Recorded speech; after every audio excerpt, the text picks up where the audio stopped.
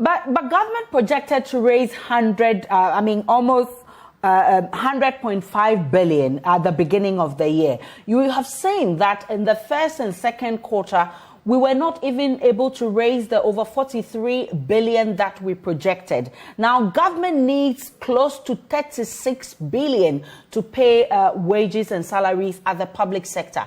Where do you expect government to get such amount of money and even think of pegging it in dollars?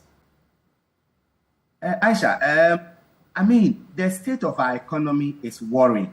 Let me give you a medical analogy from a medical point of view, how I see the state of Ghana's economy. I'm not an economist, and I'm sure there are some on this platform who can explain better what is happening.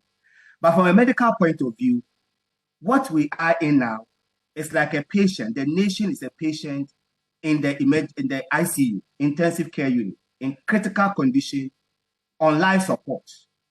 Then the chief physician managing the nation, that is the president and his cabinet, have failed to make a diagnosis. They have admitted that we are in a crisis, which is a good sign, that they realize that the patient is comatose and needs some level of resuscitation.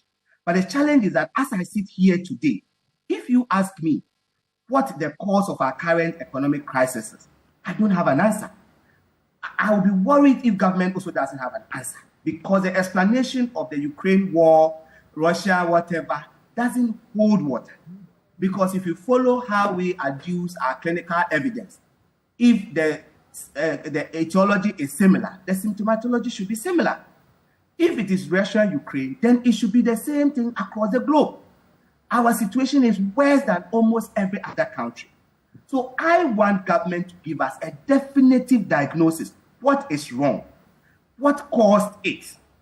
And then now call on us to come and reason. Your assertion for us to reason with government that they cannot find salary to pay, Asha, it doesn't hold water. Why do I say so? Because the largest expenditure on government now, it's not wages and salaries. I made this somewhere last year, I made it somewhere this year, that they keep letting all of us believe that it is the public sector employees that are draining this government or the country of its resources. We have borrowed money excessively. Others have said it's reckless. I'm not an economist. I cannot use the term. But excessively, our largest expenditure is on loan repayment.